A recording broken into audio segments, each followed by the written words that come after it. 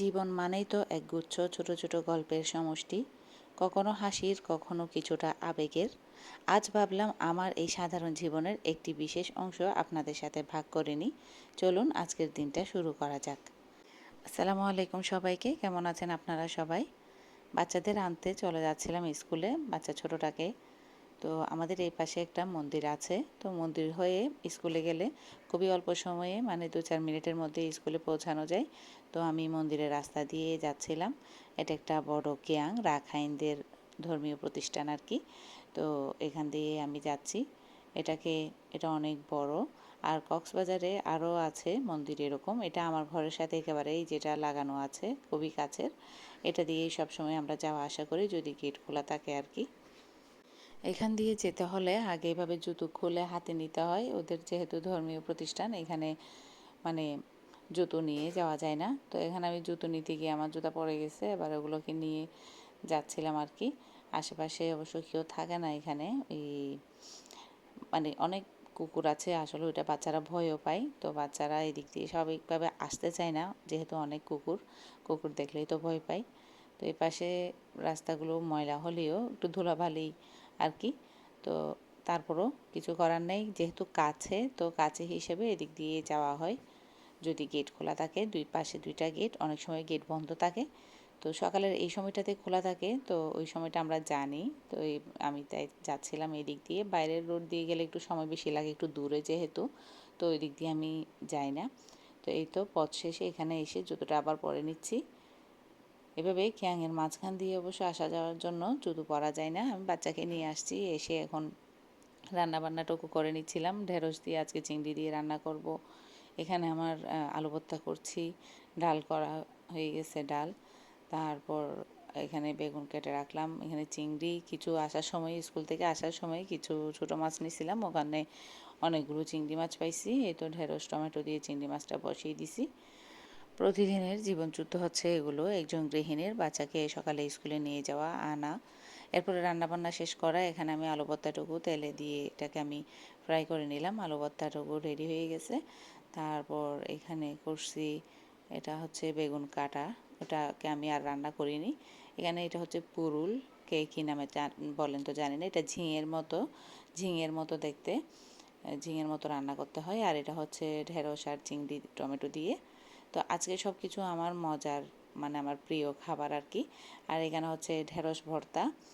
আমি একটু ভর্তা ভাজি বা এই ধরনের সব কিছু একটু খুব বেশি পছন্দ করি। আর এটা হচ্ছে চিংড়ি বোনা।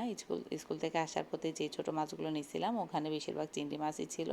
তো কিছু চিংড়ি দিয়ে ঢেঁড়স রান্না করলাম, আর কিছু চিংড়িকে এমনি ভুনা করছি। তো এই তো, আর বাচ্চার জন্য ভাত নিয়ে নিছি, আলু ভর্তা আর ডাল। এটা হচ্ছে আমার বাচ্চাদের সবচেয়ে পছন্দের খাবার। তো আজকে ভাবলাম একটু পুলি পিঠা তৈরি করব, নারকেল পুলি। তো এখানে ফ্রিজ থেকে কিছু নারকেল কোড়ানো বের করে নিয়ে আমি এখানে চিনি দিয়ে একটু করে ভুনে নিচ্ছিলাম নারকেলটাকে। এই তো এভাবে করে ভুনে নেওয়ার পর আমি ডোটা আগে থেকেই তৈরি করে রাখছিলাম, এখন আমি পিঠাটা তৈরি করে নিব। আমার কিছু মোল্ড আছে পিঠা তৈরি করার, কখনো আগে তৈরি করিনি এই সমস্ত মোল্ডের মধ্যে। তো আজকেই প্রথম মোল্ডগুলো ট্রাই করে দেখব কিভাবে পিঠাটা তৈরি হয়। তো সবসময় তো আসলে যখনই পিঠা তৈরি করতাম হাতেই তৈরি করে নিতাম।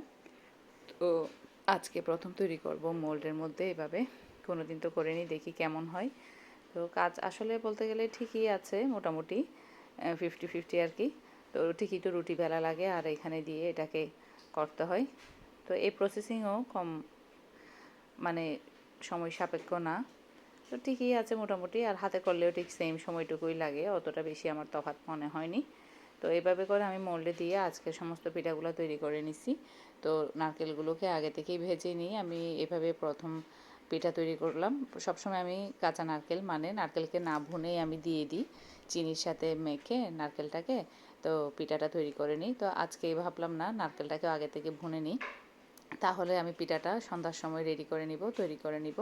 তো তখন আর নারকেলটা গন্ধ হবে না। তো এরকমভাবে আজকে আমি নারকেলটাকে আগে থেকেই ফ্রাই করে চিনির সাথে ভুনে নিয়ে তৈরি করে নিলাম। এই তো সমস্ত পিঠাগুলো তৈরি করে নিছি এভাবে মোল্ডের সাহায্যে। তো দেখতে অবশ্য খারাপ লাগছিল না, প্রথম প্রথম কয়েকটা একটু বেশি পাতলা হয়ে গেছিলো। তো এরপরে আস্তে আস্তে মানে হাত চলে আসছে, করে ফেলতে পারছি। তো এখানে আমি পিঠাগুলো ভেজে নিচ্ছিলাম, জানি না কেমন হয়। খাওয়ার পর সবাই তো খুব বেশি প্রশংসা করছে, খুব বেশি মজার হয়েছিল জিনিসটা। তো এই তো আসলে বাচ্চাদের জন্য ঘরে কোনো না কোনো কিছু তো প্রতিদিনই নাস্তা তৈরি করতে হয়। তো এখানে একসাথে আমি অনেকগুলো তৈরি করে নিয়ে কিছু আজকে তৈরি করে নিছি আর কিছু রেখে দিছি, ওটা আমি পরের দিন তৈরি করে নিব। তো বেশি দিন রাখবো না ফ্রিজে, জাস্ট একদিনের মধ্যে আমি সব কিছু শেষ করে দিব ওগুলো। তো এখন আমি আজকে এখানে তৈরি করে নিচ্ছি, এটা হচ্ছে কাঁচা আমের চাটনি। দুপুরে খাওয়া দাওয়ার পর এখানে একটু কাঁচা আমের চাটনি তৈরি করে নিচ্ছিলাম, মরিচ লবণ সব কিছু দিয়ে এখানে একটু মাখিয়ে নিয়ে। খুবই মজার, একবারে জিভে জল এসে যায় দেখতে। তো মরিচ লবণ দিয়ে খুবই মজার। কাঁচা আম যেহেতু দুপুরে খাওয়ার পরে কাঁচা আমটা দিয়ে মানে এভাবে যদি কাঁচা আমের চাটনি খাই গরমের মধ্যে আসলে একটা খুবই ফ্রেশনেস কাজ করে এভাবে যদি আমের চাটনি খাওয়া যায়। তো এখন শুক্রবার বিকেলে চলে গেলাম বিচে। আসলে ওই দিনেও আমি রোজা ছিলাম, টানা 10টা রোজা একসাথে আমি রেখে দিছি। তো 6 রোজার সাথে আমি প্রথমে ফরজ রোজা আমার যা বাদ যায় তার সহ একসাথে আমি রেখে দিই আর কি। তো এখানে আমি আসার কোনো প্ল্যান ছিল না, শুক্রবার দুপুরে এই সমস্ত এই আমের চাটনি তরমুজ ফ্রুটস খেয়ে সবাই বসছে, আমি তো রোজা ছিলাম। তো হঠাৎ ভাবলাম একটু যাই, বাচ্চাদেরও পরীক্ষা, খুবই টানা শিডিউল যাচ্ছে, কোচিং থেকে শুরু করে সব কিছু নিয়ে। তো ভালো লাগছিল না, তো ভাবলাম একটু ফ্রেশ এয়ার লাগে, ফ্রেশ এয়ারের দরকার আছে, একটু বাচ্চাদেরকে নিয়ে গিয়ে একটু বিচ থেকে ঘুরে আসি। তো ওদের নিয়ে চলে গেলাম বিচে। তো বাইরে ইফতারটাও বাইরে করে নিব। তো এখন সন্ধ্যার সময় আসলে এই ফ্রেশ বাতাসের খুবই দরকার, ফ্রেশ এয়ারের খুবই দরকার। মানুষের মধ্যে একটু ফ্রেশনেস কাজ করে। আসলে পুরো সপ্তাহের টানা ধকলের পর সপ্তাহের একটা দিন যদি বাইরে যাই, বাসায় ফেরার পর আসলে একটা অন্যরকম মানে ভালো লাগা কাজ করে, নিজের মধ্যে একটু মনে হয় মোটিভেটেড পাই, মানে সব কিছুতে আমার খুব বেশি ভালো লাগে আর কি। তো পুরো সপ্তাহের টানা যে শিডিউলটা থাকে, যে ব্যস্ততাটা থাকে, যে কাজের ধকলটা যায় ওটা ভুলে যাই। তো এখানে কিছুক্ষণ জাস্ট আমরা ছিলাম বিচ পাড়ে, সমুদ্রের তীরে কিছুক্ষণ ছিলাম। তারপর আমি চলে আসলাম আমরা এদিকে হোটেলে, আমি ইফতার করার জন্য, না হলে তো আরও কিছুক্ষণ পরে আসতাম আর কি সন্ধ্যার সময়। আর বাচ্চারাও যেহেতু নাস্তা করবে, আমারও ইফতারের সময় হয়ে গেছে, তো চলে আসলাম কিছুক্ষণ বিচ পাড়ে থেকে। তো এখন এটা আমরা এখন আমাদের জন্য বলতে গেলে এটা এখন ফেভারিট প্লেস। আগে তো এখানে এটার এখন একটা নতুন শাখা খুলছে আর কি বিচে। তো আগে এটা ছিল আর একটু দূরে, ওটা এখনও আছে। তো ওটাতেই যেতাম বিচ থেকে, ওটাতে যেতে গাড়ি ভাড়া নতুন করে দিয়ে গাড়ি নিয়ে যেতে হতো। তো এক্সট্রা একটা গাড়ি ভাড়া লাগতো। তো এখন আমরা বলছিলাম নিজেরা যাক এটা এখানে করে ভালো হয়েছে, বিচের মধ্যে আমরা বিচেও ঘোরা হবে, প্রতিবার এসে এখানে খাওয়াও হবে, আবার নতুন করে গাড়ি নিয়ে মানে যাওয়ার দরকার নেই। তো এটা বলে হাসাহাসি করছিলাম। তো এখানে জুস, ফ্রেশ মালটার জুস আর ফিরনি, আর এখানে চিকেন চাপ আর পরোটা নিয়ে নিলাম সবার পছন্দের। তো এটা নিয়েই সবাই খেয়ে নেব আর আমিও ইফতারটা করে নিচ্ছি। আপনজনদের সাথে কাটানো এই মুহূর্তগুলোই দিন শেষে আসলে মনে থাকে। সারাদিনের ব্যস্ততা, সারাদিনের ক্লান্তি আসলে দূর হয়ে যায় যখন পরিবারের সাথে এমন সুন্দর মুহূর্তগুলো কাটানো যায়। খুবই ভালো লাগে। এটা হোক সপ্তাহে একদিন বা 2 সপ্তাহে একদিন, এটা আসলে প্রতিটা মানুষেরই আসলে দরকার আছে এরকম একটা আউটিং। ছোট হোক, আধা ঘন্টার 2 ঘন্টার আউটিং হোক, তারপরেও ঠিক আছে, এরকম আউটিংয়ে যাওয়া দরকার আছে।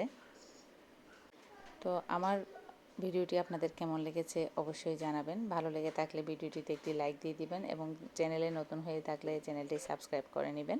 এখান থেকে খাওয়া দাওয়া শেষ করে বাসায় চলে গিয়েছে, এখানে আর থাকিনি বিচে আর মানে 5-10 মিনিটের মতো হাঁটা চলা করে তারপর বাসায় চলে গেছি আর কি। তো আসলে বেশিক্ষণ বাইরে থাকতেও ইচ্ছে করে না। তো বাচ্চারাও, আমরা যেহেতু বিকেলে আসছি, বিকেল থেকে বিচে ছিলাম, তারপর ওখান থেকে এখানে খেয়ে দিয়ে আরও একটুখানি হাঁটা চলা করছি। তো এভাবে আর একটুখানি হেঁটে টেটে তারপর আমরা বাসায় চলে গেছিলাম। তো বাসায় গিয়ে রেস্টের নেওয়াটা বাচ্চারা বেশি পছন্দ করে, ওরা বলে যে আর কী করবো বাইরে, এখন চলো বাসায় চলে যাই। আমি যেমন থাকতে চাই না বেশিক্ষণ বাইরে, আমার ছেলেরাও আমার মতো বেশিক্ষণ বাইরে থাকতে চায় না। তো এইভাবেই করে আমরা এই তো চলে যাচ্ছিলাম। খাওয়া দাওয়া শেষ। তো আজকের জন্য এ পর্যন্তই। আল্লাহ হাফেজ।